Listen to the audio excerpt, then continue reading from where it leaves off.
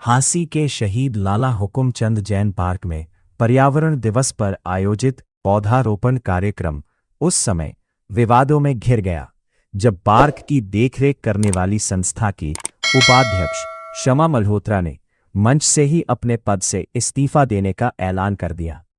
शमा मल्होत्रा ने संस्था के प्रधान पर प्रताड़ित करने और कामकाज में हस्तक्षेप न करने के दबाव का आरोप लगाया। पहले तो आप सबका धन्यवाद बहुत बहुत। आज मैं एक राहत भरी सांस ले रही हूँ और जो मेरा सर झुकाने के लिए तैयार थे, आज मैं झुकी नहीं हूँ इस मामले में। हमने RWA हमारी एक संस्था बनाई गई थी जो इस पार्क की देखभाल के लिए हमें ADC सर ने बनवाई थी और उन्होंने यही कह के बनवाई थी कि हम लोग पार्क का ध्यान रख सकेंगे। ध्यान भी रखा जा रहा है, ऐसा नहीं। हमने पूरा तन मन धन से, धन भी लगाया है, हमने तन मन धन से यहाँ पूरी सेवा की है पार्क की। मैं आगे भी करती रहूँगी, मैं पहले भी करती थी। पर जो यहाँ के प्रधान हैं नंद किशोर मुन्ना जी, तो वो पहले दिन से मुझे कह रहे थे कि उन्होंने मुझे उप प्रधान की पदवी दी।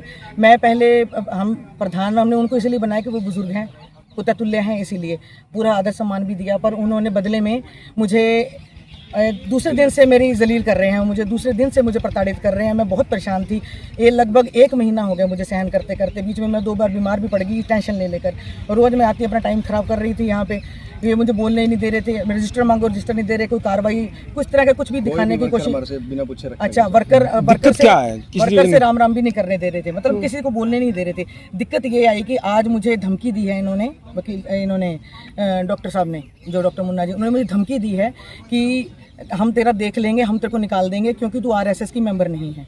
अब मुझे ये समझ में नहीं आता कि पार्क के लिए RSS कहाँ से आ गई बीच में। मुझे धमकी, मेरे पास इसको सबूत हैं इस बात के कि मुझे थ्रेट दी गई है कि तू RSS की मेंबर नहीं है। हेडक्वार्टर से मैसेज आया है, वहाँ से फ़ोन आया कि तुमने ये प्रधान शमा मल्होत्रा किस लिए रखी है। मैं रखी नहीं गई, मैं यहाँ की एज ए एक बहुत इज्जतदार मेंबर हूँ यहाँ की। तो इन्होंने हर किसी को अपना गुलाम बना लिया है, क्योंकि हो सकता है कि बाकी लोग RSS के होंगे या क्या होगा।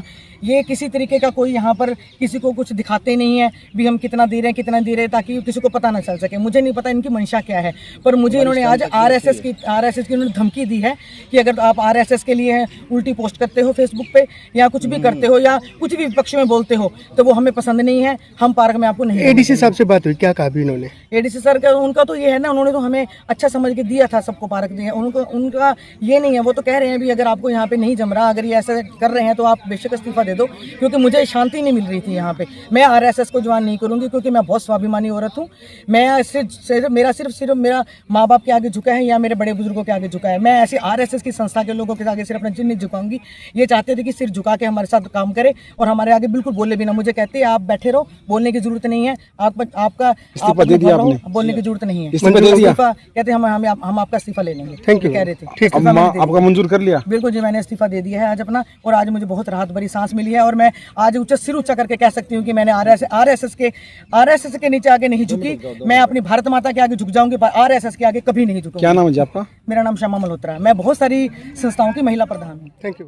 वहीं संस्था के प्रधान नंद किशोर ने इस्तीफा स्वीकार करने की बात कही और शमा मल्होत्रा की भाजपा विरोधी सोशल मीडिया पोस्ट का हवाला देते हुए कहा कि ऐसी टिप्पणी बर्दाश्त नहीं की जाएगी। दिया कहा गया, उसने आरोप लगाए ऊपर से। देखो जी, आरोप RSS के तहत मेरे को पता किया जा रहा है। देखो ऐसा कुछ नहीं है, हमारी समिति के सदस्य बैठते हैं, मेरा अकेला फैसला नहीं होता।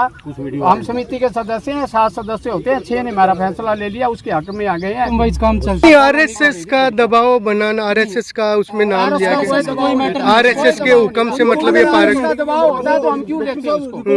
हम लेते ही नहीं उसको। RSS का दबाव होता है तो हम बिल्कुल नहीं लेते। कहा गया कि पे ऊपर से आपके ऊपर दबाव है, हेडक्वार्टर से उसने सोशल मीडिया पे पोस्टर डाली है, इसलिए आप पे दबाव आ रहा है उसको निकालने का। जो प्रोग्राम हुआ था दिल्ली का, तो उसको ज्यादा सपोर्ट करी थी मोदी साहब अपने देश के प्रधानमंत्री जी को गाली दे रही थी। एक मिनट बोलने दे। मोदी साहब को गालियां दे रही थी और वो गोबर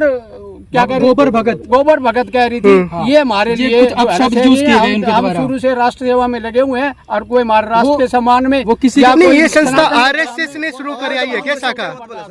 ये संस्था जो आपकी RAW है या क्या RSS की थीम है? नहीं, RSS की थीम नहीं है। मेरी बात सुनो, ये सब कोई RSS का नहीं है। ये देखो सब, तो ये RSS का कोई मैटर नहीं है, देश का मैटर है, राष्ट्र का मैटर है। राष्ट्र के को जो भी खिलाफ बोलेगा या कोई ऐसा करेगा तो हम उसका तो विरोध करेंगे 100%। तो हमारे पर दबाव पड़ रहा था ऊपर से हमारी जो है ना आर से बीजेपी की टीम है या उनका कह रहे थे भी ये जो है ना ऐसे नेगेटिव पॉइंट ले रही है, हर बात पे नेगेटिव फैला रही है, शहर में फैला रही है, तो इसको जो है ना अब इस पूरे घटनाक्रम ने सामाजिक संस्था और राजनीतिक विचारधारा के संबंधों को लेकर कई सवाल खड़े कर दिए हैं। मेरे को आप आए थे कंप्लेंट लेकर, मैंने आपसे यही कहा तो आज मैं इसीलिए आपके सामने ही अपना रेजिग्नेशन दे रही हूँ उनको, प्रधान जी को, क्योंकि सर मुझे ये कहा गया है कि तू आरएसएस मेंबर नहीं है, तो आरएसएस के हेडक्वार्टर। सर एक मिनट, मेरे को बोलने दीजिए सर, मेरे को बोलने दीजिए, मेरे को बोलने दीजिए इसमें एक मिनट मैं प्रधान हूँ सर, एक मिनट सर मुझे बोलने दीजिए। मैं उप प्रधान होने के नाते मैंने इनसे रजिस्टर भी मांगा था, इन्होंने मुझे नहीं दिया। हमें कुछ नहीं पता कौन सा अधिकारी किस काम पे है। ऊपर से आज मुझे थ्रेट दी गई है कि अगर हमारे हेडक्वार्टर से फोन आया आरएसएस के कि इस उप प्रधान को किस लिए रखा गया है, क्यों